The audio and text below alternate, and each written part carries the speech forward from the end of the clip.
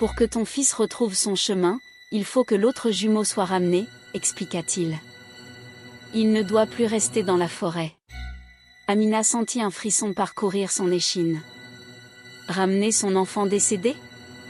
N'était-ce pas blasphématoire, contre nature?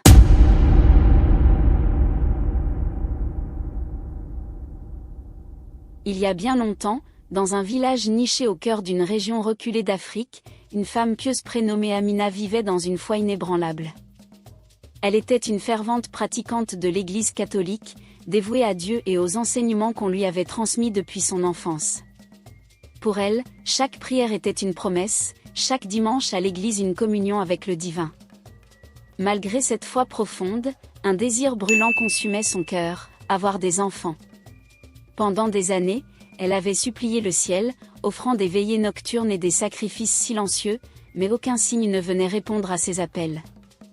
Un jour, alors que les années passaient et que l'espoir s'amenuisait, Dieu sembla enfin écouter ses prières.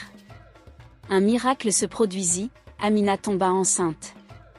Les premiers mois furent marqués par une joie immense, mêlée à une crainte constante. Elle savait que porter la vie était une bénédiction fragile, et chaque battement de cœur dans son ventre semblait être une preuve tangible de sa foi récompensée. Quand le moment de l'accouchement arriva, tout le village se réunit autour d'elle, chantant des cantiques et priant pour une naissance sans encombre. Et ce fut un double miracle qui émerveilla la communauté. Amina donna naissance à des jumeaux, 2 garçons en parfaite santé. Pour Amina, ces 2 vies étaient une réponse divine à ses prières incessantes.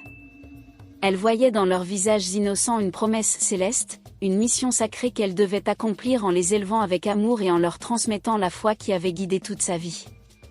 Chaque matin, elle remerciait Dieu pour cette double bénédiction, persuadée que les jumeaux étaient un don unique, une preuve que le Seigneur avait écouté ses supplications. Mais si la naissance des jumeaux apporta une joie immense, elle marqua aussi le début d'un mystère que personne ne pouvait encore comprendre. Car dans les traditions locales, les jumeaux n'étaient pas seulement une chance rare, ils étaient également perçus comme des êtres porteurs d'un pouvoir spirituel hors du commun. Bien que cela soit étranger à la foi chrétienne d'Amina, certains anciens du village murmuraient entre eux, observant les 2 enfants avec une fascination mêlée de respect. Ainsi, sous le regard de Dieu et celui des hommes, les 2 frères grandirent ensemble, inséparables dans leur jeu et leur complicité. Mais derrière leur innocence se cachait une force mystérieuse, une connexion invisible que ni Amina ni les villageois ne pouvaient pleinement saisir. Les jumeaux grandirent dans une harmonie presque parfaite, partageant tout, des jeux aux rêves les plus fous. Leur complicité était telle qu'il semblait impossible de les imaginer l'un sans l'autre. Amina, quant à elle, trouva dans leur présence une source infinie de bonheur et de fierté. Ils étaient brillants, curieux et toujours en tête de classe, suscitant admiration et espoir dans tout le village. Pourtant, malgré cette apparente béatitude, une ombre planait sur leur destin. À l'âge de 12 ans, un drame bouleversa la vie d'Amina et de son fils survivant. L'un des jumeaux, appelé Simon, mourut subitement après une courte maladie inexplicable. Les médecins locaux, malgré tous leurs efforts, ne purent identifier la cause exacte de sa mort. Certains attribuèrent cela à une punition divine, d'autres à un sort jeté par un ennemi jaloux. Mais pour Amina, c'était un coup dur qu'elle mit des mois à digérer. Son cœur de mère fut déchiré, et même sa foi fut mise à rude épreuve. Comment Dieu pouvait-il lui retirer un enfant alors qu'il lui en avait donné 2? Simon enterré, Amina reporta tout son amour et toutes ses attentes sur son fils restant, Pierre. Dès lors, elle vécut dans l'idée qu'il fallait qu'il réussisse non seulement pour lui-même, mais aussi pour honorer la mémoire de son frère. Elle espérait qu'en réussissant là où beaucoup échouaient, il pourrait donner un sens à la disparition tragique de Simon. Pierre, conscient de cet espoir maternel, fit de son mieux pour satisfaire les attentes de sa mère. Brillant à l'école, il était souvent premier de classe, ce qui alimentait les rêves d'Amina de voir son fils accéder à une grande université ou peut-être même étudier à l'étranger. Cependant, malgré son intelligence et son travail acharné, Pierre connut un sérieux revers à l'adolescence. À 16 ans, il décida de passer l'examen du baccalauréat, convaincu qu'il réussirait haut la main. Ses résultats scolaires antérieurs étaient irréprochables, et les professeurs louaient régulièrement son potentiel. Mais contre toute logique, il échoua lamentablement. Ce premier échec fut un choc pour Amina, qui vit dans cet échec un signe incompréhensible. Elle redoubla d'efforts pour soutenir son fils, l'engageant dans des cours privés et multipliant les prières pour demander à Dieu de guider ses études. Malgré ses efforts, les échecs persistèrent. Pierre repassa l'examen 2 fois de plus, mais chaque tentative se solda par un échec cuisant. Cette situation plongea Amina dans une confusion totale. Comment un enfant aussi intelligent pouvait-il être bloqué ainsi? Elle consulta des pasteurs, des guérisseurs religieux et même des conseillers scolaires, cherchant désespérément une explication rationnelle à ce mystère. Personne ne put fournir de réponse claire, et chaque échec semblait creuser davantage un fossé entre ses espoirs et la réalité. Derrière cette succession d'échecs, une question hantait Amina: était-ce un châtiment divin pour quelque chose qu'elle aurait fait? Était-elle punie pour avoir osé croire que Dieu avait exaucé ses prières en lui donnant des jumeaux? Ces pensées sombres s'installèrent lentement dans son esprit, ternissant peu à peu la foi qui avait autrefois été sa lumière. Elle ne savait plus vers qui se tourner, ni comment sauver son fils d'un destin qu'elle ne comprenait pas.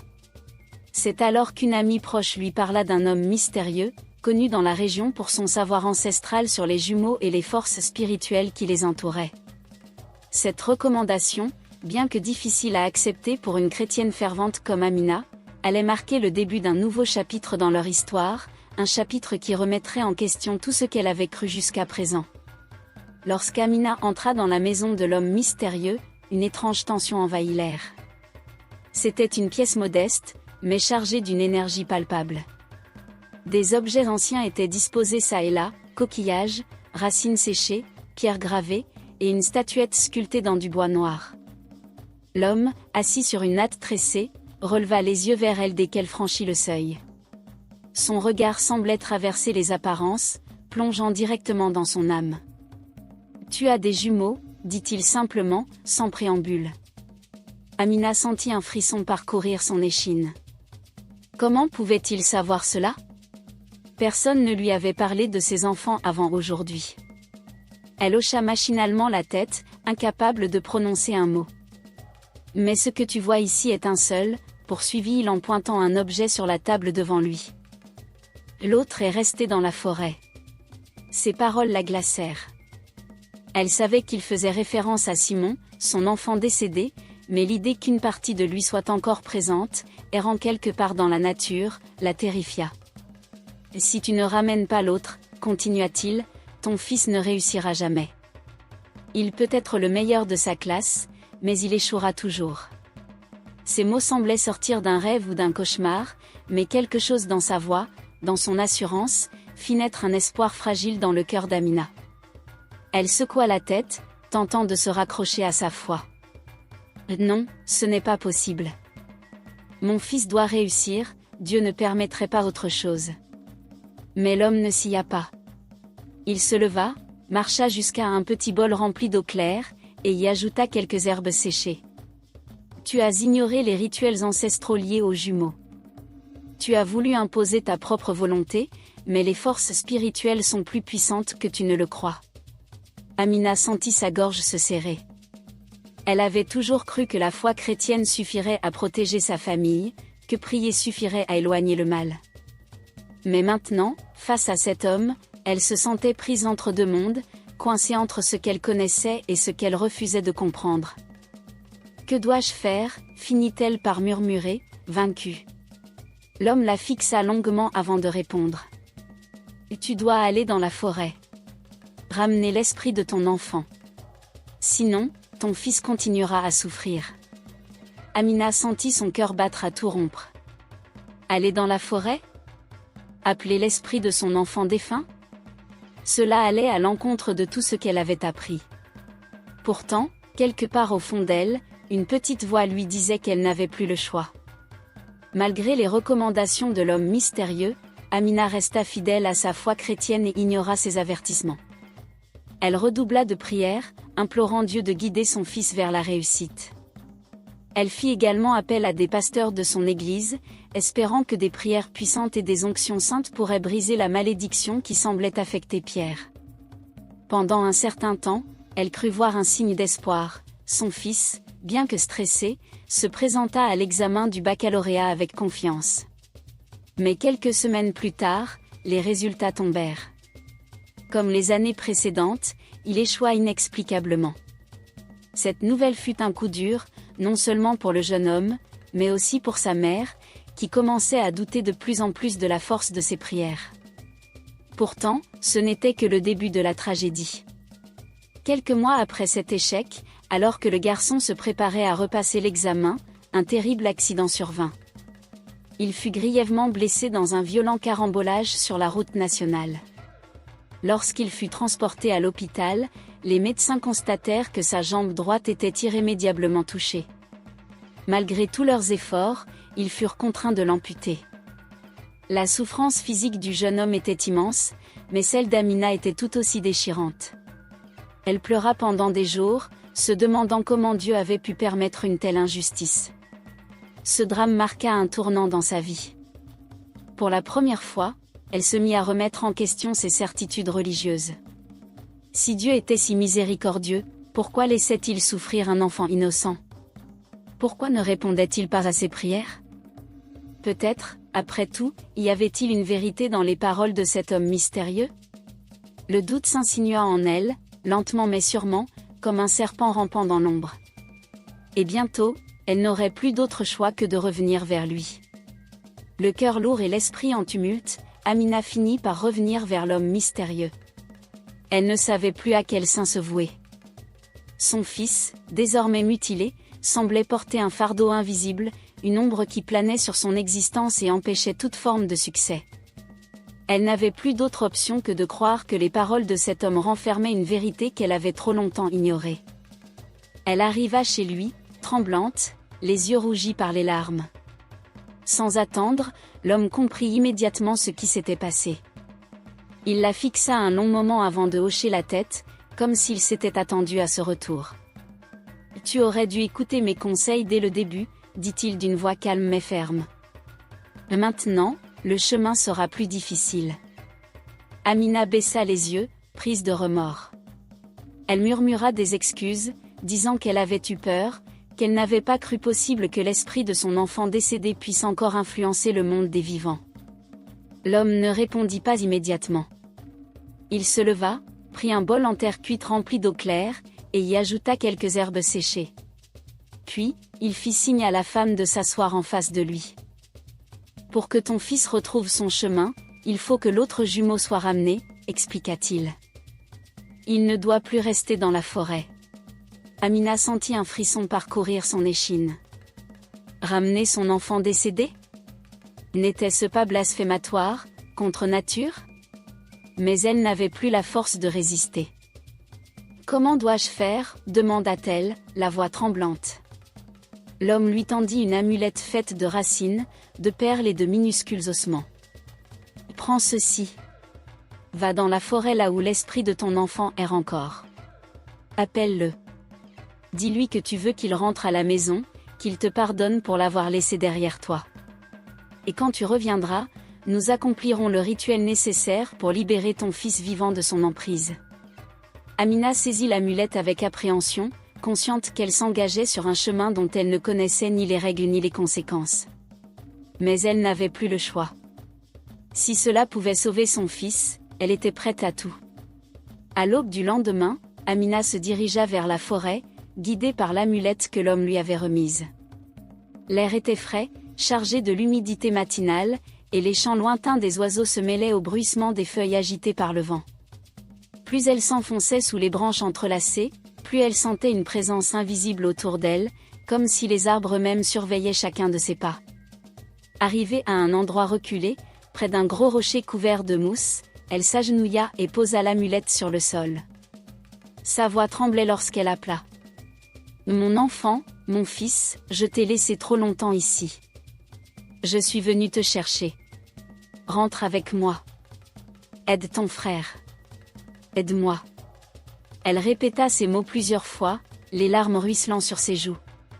Soudain, un frisson parcourut l'air.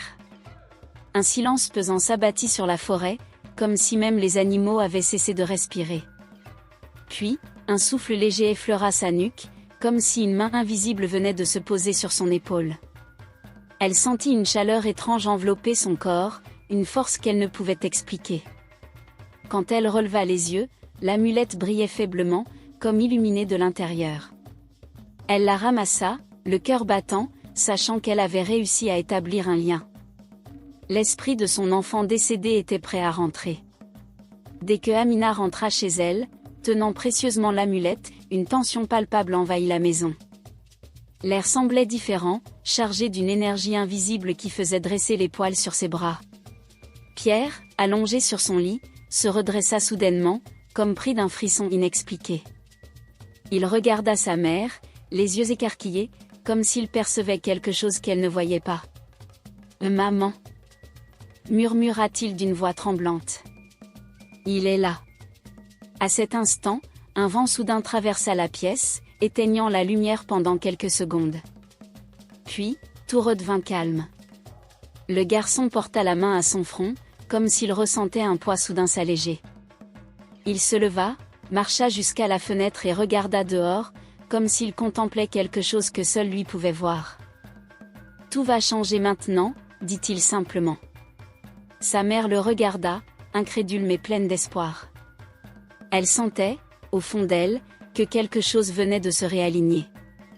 L'air était plus léger, comme si un fardeau invisible avait été levé. Mais ce calme trompeur ne durerait pas. Peu de temps après le rituel, Pierre décida de retenter l'examen du baccalauréat. Contrairement aux années précédentes, il aborda cette épreuve avec une assurance nouvelle. Il étudia intensément, sans éprouver la moindre panique ni aucun blocage mental. Chaque matin, il se réveillait avec une énergie qu'il n'avait jamais connue, comme si une force invisible le guidait. Le jour de l'examen, il entra dans la salle avec une sérénité inhabituelle. Les questions lui semblaient limpides, les réponses jaillissaient naturellement de son esprit, comme si elles avaient toujours été là, attendant simplement d'être révélées. Lorsqu'il termina l'épreuve, il eut la certitude qu'il avait réussi. Quelques semaines plus tard, les résultats furent affichés. À la stupéfaction générale, il fut déclaré admis. Plus encore, il obtint une mention honorable, ce qui le plaçait parmi les meilleurs élèves du pays. Ses professeurs, autrefois perplexes face à ses échecs répétés, le félicitèrent avec admiration. Mais pour Amina, ce succès n'était pas une simple victoire académique. C'était la confirmation que les forces mystiques invoquées lors du rituel avaient véritablement fonctionné. Elle comprit alors que les jumeaux possédaient un pouvoir bien au-delà de ce que la raison pouvait expliquer. Au fil des semaines suivant la réussite inattendue de Pierre, Amina remarqua des changements subtils mais troublants. Des bruits étranges résonnaient parfois dans la maison, comme des murmures indistincts provenant des coins les plus sombres. Des objets disparaissaient puis réapparaissaient à des endroits inattendus. Une nuit, elle fut réveillée par un courant d'air glacial qui balaya sa chambre, bien que toutes les fenêtres fussent fermées. Elle sentit une présence invisible, comme si quelqu'un se tenait debout à côté d'elle, observant chacun de ses mouvements. Mais ce n'était rien comparé à ce qui allait suivre. Un soir, alors qu'elle rangeait des affaires dans une vieille malle, elle trouva une photo d'elle avec ses deux fils, prise bien avant la mort de l'un d'eux. Sur le cliché, les deux garçons souriaient, heureux et inséparables. Pourtant, à la lumière tamisée de la lampe, elle vit quelque chose d'inquiétant, l'image de son enfant décédé semblait bouger. Ses yeux, auparavant figés sur le papier, semblaient maintenant fixer l'objectif avec une intensité surnaturelle.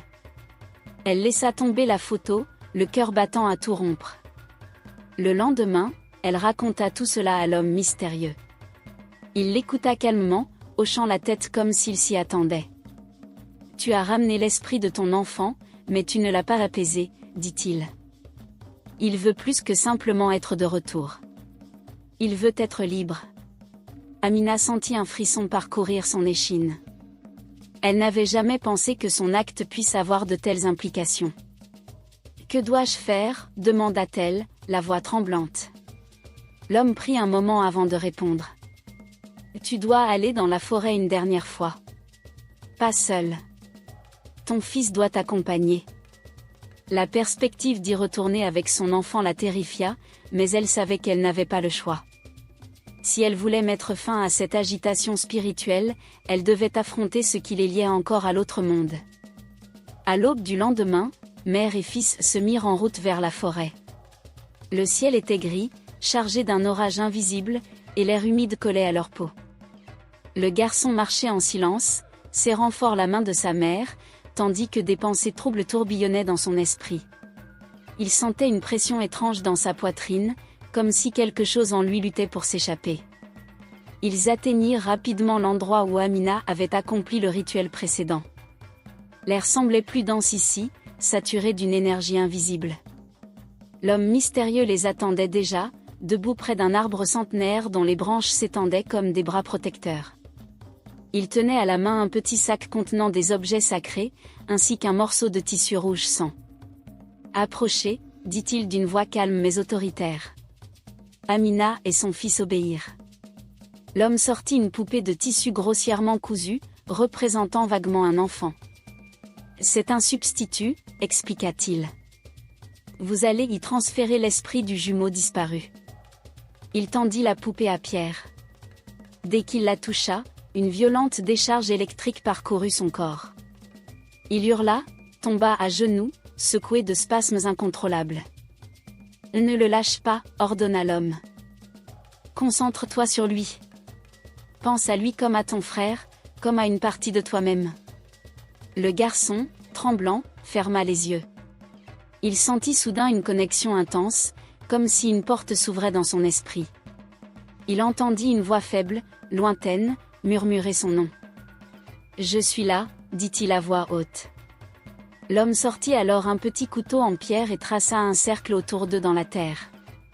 Il y plaça des racines, des pétales de fleurs séchées et une goutte de sang de pierre. Puis, il prononça des paroles dans une langue ancienne, incompréhensible pour Amina. Soudain, le vent se leva, soulevant les feuilles mortes autour d'eux. La poupée se mit à trembler dans les mains du garçon, comme si elle était vivante. Et puis, d'un coup, tout s'arrêta. Le silence revint, lourd et pesant. Le garçon ouvrit les yeux. Il se sentait différent. Plus léger. « C'est fait », dit l'homme. « L'esprit est lié à la poupée. Il ne vous suivra plus. » Amina soupira de soulagement, mais son fils fixait toujours la poupée, comme s'il ne voulait pas la lâcher. Quelques jours après le rituel, une tension étrange s'installa dans la maison. Le garçon, bien qu'apparemment libéré de l'influence de son jumeau disparu, se comportait de manière inhabituelle. Il passait des heures à fixer la poupée, murmurant des paroles incompréhensibles, comme s'il conversait avec une présence invisible. Sa mère tentait de le rassurer, lui disant que tout était terminé, que l'esprit de son frère était désormais contenu dans l'objet et ne pourrait plus l'atteindre. Mais plus elle insistait, plus son fils semblait distant, comme s'il écoutait une voix qu'elle ne pouvait entendre. Un soir, alors que la tempête grondait au loin, Amina trouva la poupée abandonnée sur le sol de la chambre de son fils. Elle la ramassa, confuse, et alla le chercher. Elle le découvrit dehors, pieds nus, trempé par la pluie, fixant le ciel comme s'il attendait quelque chose. « Où est la poupée ?» demanda-t-elle, inquiète. Le garçon tourna lentement la tête vers elle. Ses yeux, auparavant remplis d'intelligence et de curiosité, semblaient maintenant vides, comme s'il n'était plus tout à fait lui-même. « Il est libre ?» murmura-t-il d'une voix étrangement monocorde. Avant que Amina ait le temps de réagir, un cri perçant retentit dans la nuit. Elle se retourna brusquement et vit une silhouette floue se mouvoir dans l'obscurité, comme si une ombre s'était détachée de la forêt. Elle voulut attraper son fils, mais il recula d'un pas, les yeux rivés sur la forme qui approchait. « Il veut ce qui lui revient », dit-il, toujours d'une voix éteinte. Soudain, la silhouette bondit. Amina hurla en voyant une main fantomatique s'abattre sur son fils, l'attrapant par le bras. Le garçon poussa un cri déchirant, ses yeux s'écarquillant de terreur. Il se débattit, mais l'emprise était inexorable.